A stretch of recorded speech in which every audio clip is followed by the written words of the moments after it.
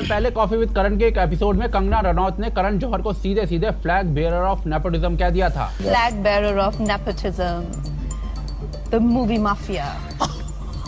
बड़ा हल्ला मचा था इस बात पे, बड़ी बहस हुई थी। लेकिन अभी रिसेंटली हुए एक अवार्ड शो में जाकिर खान ने ऐसा ही मूवमेंट फिर से रिक्रिएट कर दिया है। भाई साहब, ये जो बॉलीवुड वाले हैं जितने नेपो किड को लेके घूमते रहते हैं, पूरा मतलब प्रमोट करते रहते हैं, इस बार जाकिर खान ने उस सभी को बहुत उतार दिया है भाई। मतलब एकदम सही किया भाई ने। मतलब ये बॉलीवुड वाले सोचते हैं, मतलब बॉलीवुड माफिया चलता है, वो सोचते हैं कि जो हम अंदर करेंगे वही बाहर होगा। लेकिन अब ज़माना बदल चुका है, अब पब्लिक जो चाहेगी वो होगा। धुरंधर देख लीजिए, ऊपर के बॉलीवुड के जितने भी कलाकार हैं वो सपोर्ट करने नहीं आए, लेकिन पब्लिक ने सपोर्ट किया और वो एक नंबर पे जाके बैठ गया। शो के अंदर ये क्लियरली दिख रहा था कि आलिया भट्ट ढंग से एंकरिंग तक नहीं कर पा रही हैं, फिर भी गोल्डी बहल ने उनकी तारीफों के पुल बांध दिए और जाकिर को रोस्ट कर दिया। Especially you, Alia. I know it's your first time. Yeah. Fantastic. Thank you. Zakir, you could do better. लेकिन इसके बाद नेपो किड का भी हद हो जाता है। यहाँ पे देखो, मतलब आलिया का एक्सप्रेशन कहीं से मैच नहीं कर रहा है उसके बॉडी लैंग्वेज के साथ, लेकिन भाई बेचारा जाकिर खान इतना अच्छे से एंकरिंग कर रहा है, उसको मतलब बोल दिया कि अभी तुम इससे बेटर कर सकते हो, मतलब ये अच्छा नहीं है तुम्हारे साथ। आज आजा भी है भाई, वो जो अच्छा कर रहा है उसके वो कहेंगे ये अच्छा नहीं कर रहा है, आज जो मतलब सही से कर नहीं रहा है उसको सही रास्ता दिखाने के बदले वो उनको ही इनकरेज करेगा, अरे भाई तुम तो सही कर रहे हो। जवाब दिया ना, उससे फिर से सोशल मीडिया पर इनसाइडर वर्सेस आउटसाइडर और नेपोटिज्म की डिबेट शुरू हो गई। भाई वही जिनसे व्यवहार रखना उनकी तारीफ कर दी है ना, हमें फेंको बस के नीचे, हमें ट्रेन के नीचे काट दो, गरीब आदमी अच्छी जगह आ गया, बर्दाश्त नहीं हो रहा। बात तो सही है भाई, मतलब बॉलीवुड हमेशा से यही करता रहता है। सुशांत सिंह राजपूत भी मतलब कहाँ से नीचे से वो आदमी शुरू किया था, उसके बाद कहाँ किस लेवल पे पहुंच गया था भाई, अभी वो सबसे बड़ा एक्टर होता है। लेकिन इस बॉलीवुड वालों ने क्या किया, उसे खा गया भाई, मतलब लिटरली उसे खा गया। उस बंदे में इतना मतलब क्षमता था कि वो पूरा बॉलीवुड अकेले चला सकता था, इतने उस बंदे में एक्टिंग का स्किल था। लेकिन बॉलीवुड से देखा नहीं गया कि ये हमसे ऊपर कैसे जा सकता है। सेम यही अभी जाकिर खान के साथ। इस समय सोशल मीडिया डिबेट कर रहा है कि जाकिर खान आउटसाइडर है तो भाई उसके एक्ट को बकवास बोल दिया, और आलिया भट्ट इंडस्ट्री की इनसाइडर है तो उसके बकवास एक्ट को भी अच्छा बोल दिया। एंड इसी कारण से नेपोटिज्म फिर से चर्चा में आ गया है। ये तो हमेशा से होते रहा है भाई, मतलब नेपो किड मानते हैं कि आलिया भट्ट एक अच्छा बेहतरीन कलाकार हैं, लेकिन यहाँ जो हो रहा है वो एकदम से नेपो किड है भाई। इस तरह से नहीं करना चाहिए।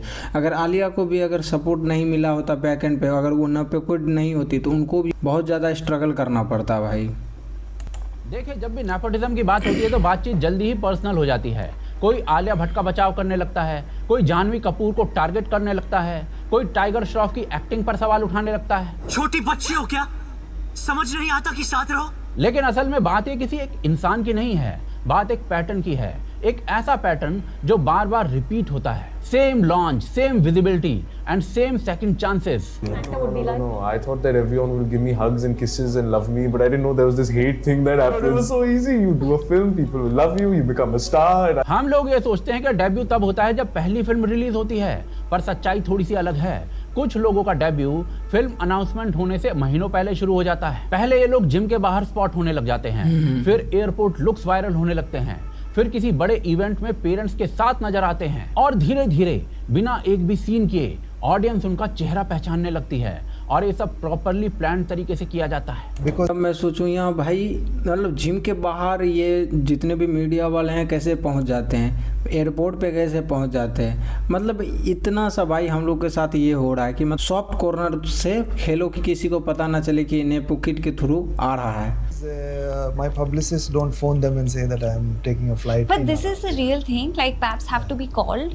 Yeah. We really in India can't call them paps, which stands for paparazzi. Yeah, they're not paps. Exactly. They're not. They're photographers you're calling and asking them to capture you. इसके बाद इंटरव्यू सामने आते हैं जहाँ पर nepo kids खुद को simple और ग्राउंडेड दिखाते हैं। My dad has never been in a Dharma film. He never went on Coffee with Karan, and so you know it isn't as easy as people say it is. I think everyone has their own journey and their own struggle. Everyone has their own journey and their own struggle.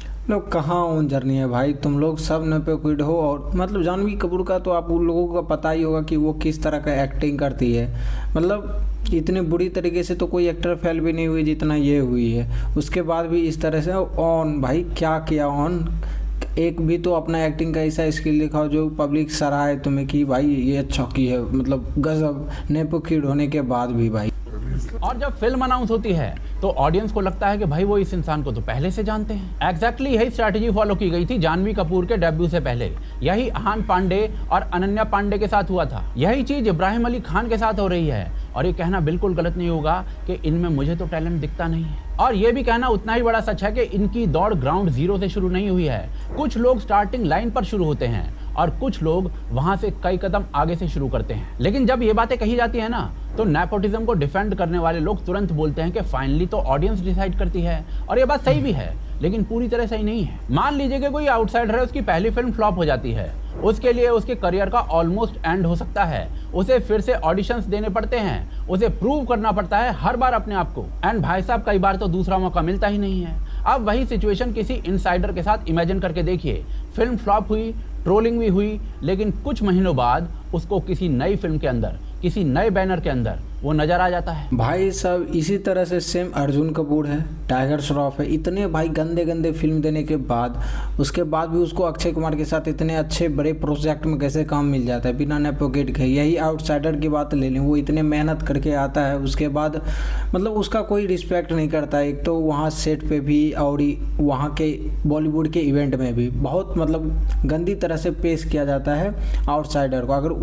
अगर एक film भी अगर नहीं चला ना, तो मतलब समझ जाओ कि उसका कैरियर पूरा ख़त्म ही है। मतलब उसे कोई नहीं बचा सकता। उसे हर बार प्रूव करना पड़ता है कि भाई मुझे एक्टिंग आती है और मैं कर सकता हूँ। अगर बाई चांस कोई चला उसका पिक्चर आउटसाइडर का, तो ही वो स्टार की तरफ धीरे धीरे बढ़ सकता है। नहीं तो भाई ये जो नेपो किड हैं ये आउटसाइडर को तो खा ही जाते हैं। कपूर का केस देख लो, कियन का, तेवर, पानीपत, सरदार का ग्रैंडसन, एक के बाद एक डिसअपॉइंटिंग फिल्म्स आई हैं, लेकिन ऑफर आते रहे, प्रोजेक्ट मिलते रहे।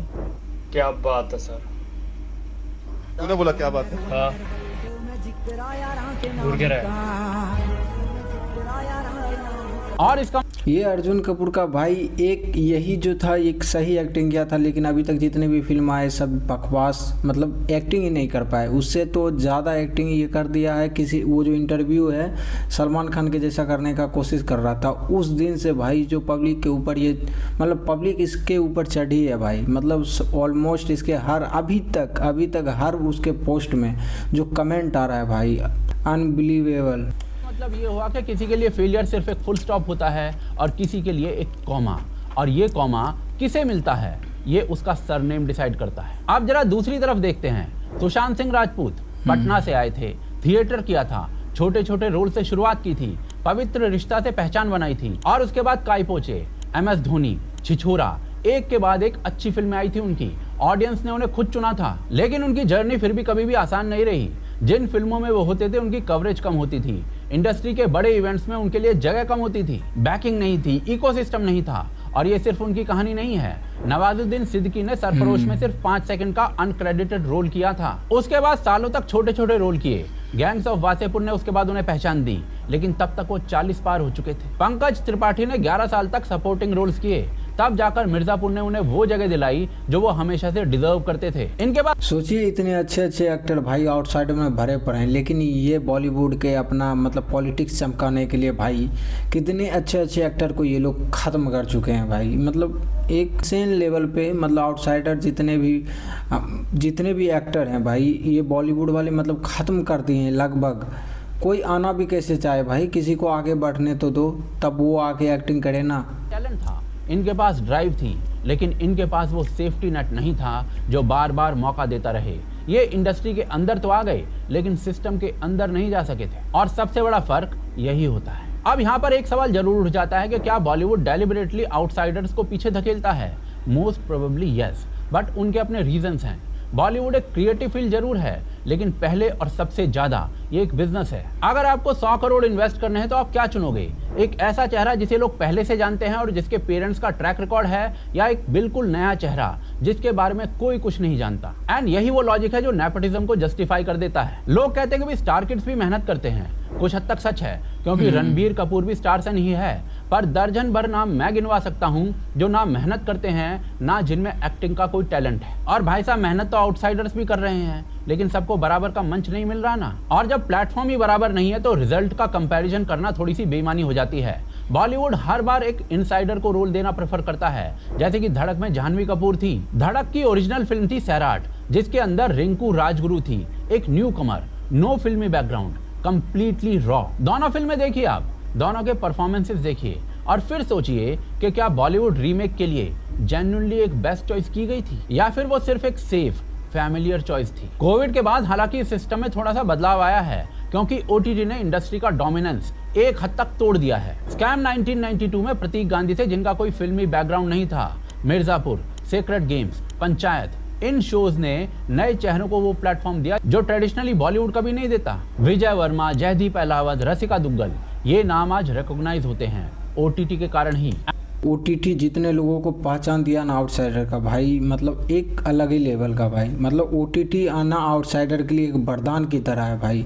अगर ये नहीं आता तो ये बॉलीवुड वाले जो माफियागिरी करते हैं, ये पॉलिटिक्स करते हैं आउटसाइडर के साथ, ये कभी भी बंद नहीं हो सकता था। मतलब एकदम बुरा हाल कर देता है भाई, सारे हाथ पैर सब बांध के, मतलब समझ जाओ ना उस लेवल का हाल करता है कि तुमको कोई फिल्म ही नहीं मिलेगा। जब फिल्म ही नहीं मिलेगा तुम अपनी परफॉर्मेंस कैसे दिखाओगे। जो ये ओटीटी आया है बहुत सही हुआ भाई आउटसाइडर के लिए, अपना टैलेंट दिखाने के लिए भाई। डायरेक्ट पब्लिक को सर्व किया जा रहा है हर एक चीज़, और पब्लिक डिसाइड करती है उसे सराखों पे बैठाना है या नीचे गिराना है। एंड इसके अलावा सोशल मीडिया ने भी ऑडियंस को एक आवाज़ दी है। अब एक स्टार किड की फिल्म भी पहले वीकेंड के बाद गिर सकती है अगर कंटेंट में दम नहीं है तो।